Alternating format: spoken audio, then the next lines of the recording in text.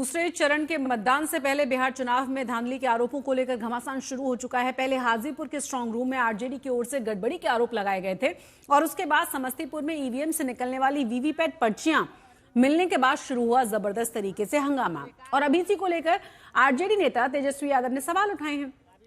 तेजस्वी यादव ने कहा है कि इस तरह से वीवीपैट पर्चियों के मिलने की जांच करना चुनाव आयोग की जिम्मेदारी है।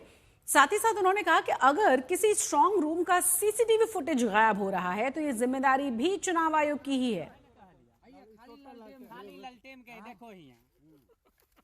और इलेक्शन कमीशन की जिम्मेदारी है कि भाई ये जो भी पर्चियां मिल रही है कैसे मिल रही है, या अगर सीसीटीवी अगर गायब कर दिया जा रहा है, वीडियो गायब कर दिया जा रहा है, तो इस तरह की बातें तो होंगी।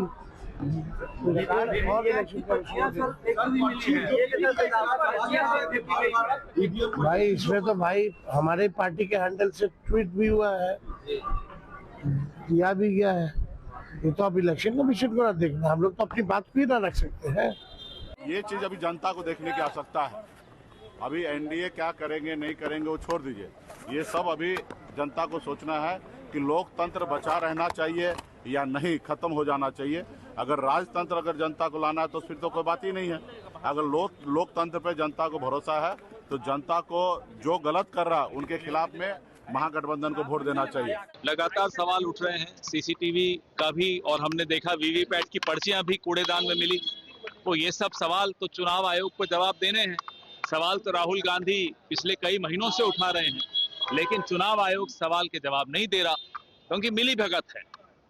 यहाँ फाइलें चोरी हो रही हैं, आप कह रहे हैं वोट चोरी नहीं होने देगा बिहार। और उधर बिहार के समस्तीपुर में सड़क पर वीवीपैट पर्चियां मिलने के बाद मामले में नया एक्शन लिया गया है। लापरवाही के मामले में एफआईआर दर्ज की गई है, साथ ही एआरओ को निलंबित कर दिया गया है। आपको यह भी बता दें कि डीएम समस्तीपुर को घटनास्थल का दौरा करके रिपोर्ट देने का निर्देश दे दिया गया है।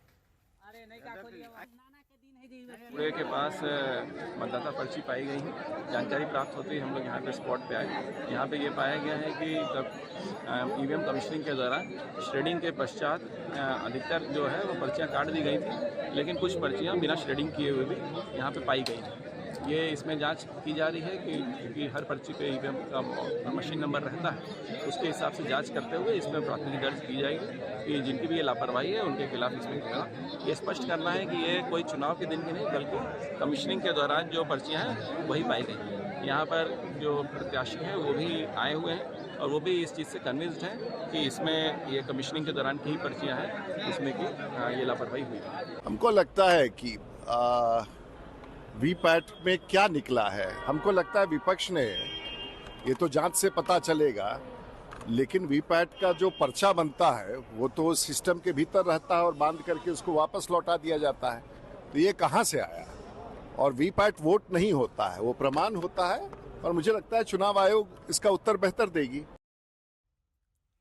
तो आपको बता दें कि समस्तीपुर में वीवीपैट पर्ची फेंके जाने के मामले में प्रशासन के एक्शन के बीच में एक नया मोड़ आया। मंत्री विजय चौधरी के समर्थकों ने सीसीटीवी फुटेज जारी करके आरजेडी पर आरोप लगाए हैं।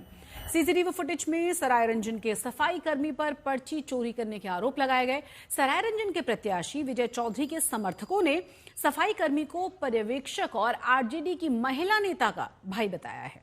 सबसे ज्यादा कुणाल जी का है।